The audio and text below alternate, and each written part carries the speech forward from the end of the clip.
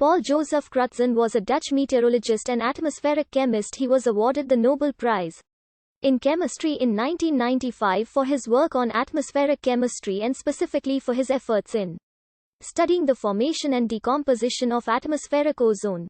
In addition to studying the ozone layer and climate change, he popularized the term Anthropocene to describe a proposed new era when human actions have a drastic effect on the Earth. He was also amongst the first few scientists to introduce the idea of a nuclear winter to describe the potential climatic effects stemming from large-scale atmospheric pollution, including smoke from forest fires, industrial exhausts, and other sources like oil fires.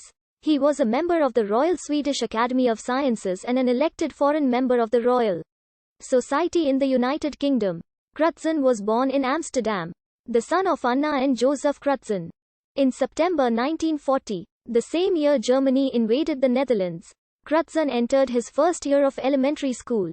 After many delays and school switches caused by events in the war, Crutzen graduated from elementary school and moved on to Hogeberger School in 1946, where he became fluent in French, English, and German. Along with languages, he also focused on natural sciences in this school, from which he graduated in 1951.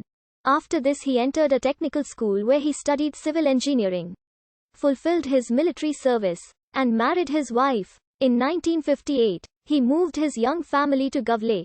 Crutzen conducted research primarily in atmospheric chemistry. He is best known for his research on ozone depletion.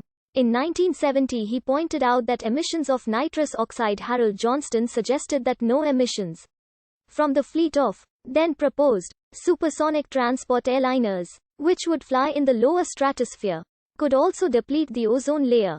However, more recent analysis has disputed this as a large concern.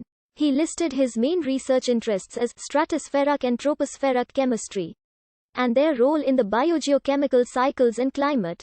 Since 1980, he worked at the Department of Atmospheric Chemistry at the Max Planck Institute for Chemistry in Mainz, Germany, the Scripps Institution of Oceanography at the University of California, San Diego, and at Seoul National University, South Korea. He was also a longtime adjunct professor at Georgia Institute of Technology and research professor at the Department of Meteorology at Stockholm University, Sweden. From 1997 to 2002 he was professor aeronomy at the Department of Physics and Astronomy at Utrecht University. He co-signed a letter from over 70 Nobel laureate scientists to the Louisiana legislature, supporting the repeal of that U.S. state's creationism law, the Louisiana Science Education Act.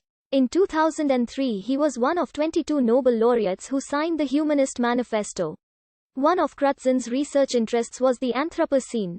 In 2000, in IGBP Newsletter 41, Crutzen and Eugene F. Steyr-Meyer, to emphasize the central role of mankind in geology and ecology, proposed using the term Anthropocene for the current geological epoch.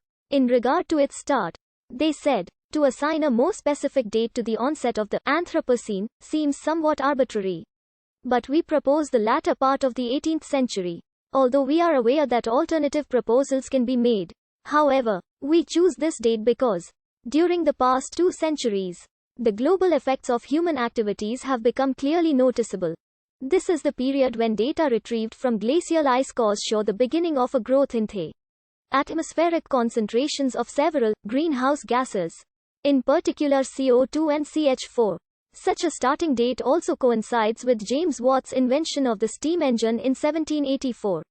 Steve Corner, science editor of The Independent, wrote that Crutzen believes that political attempts to limit man-made greenhouse gases are so pitiful that a radical contingency plan is needed. In a polemical scientific essay that was published in the August 2006 issue of the journal Climatic Change, he says that an escape route is needed if global warming begins to run out of control. Crutzen advocated for climate engineering solutions, including artificially cooling the global climate by releasing particles of sulfur in the upper atmosphere, along with other particles at lower atmospheric levels, which would reflect sunlight and heat back into space. If this artificial cooling method actually were to work, it would reduce some of the effects of the accumulation of greenhouse gas emissions caused by human activity, potentially extending the planet's integrity and livability.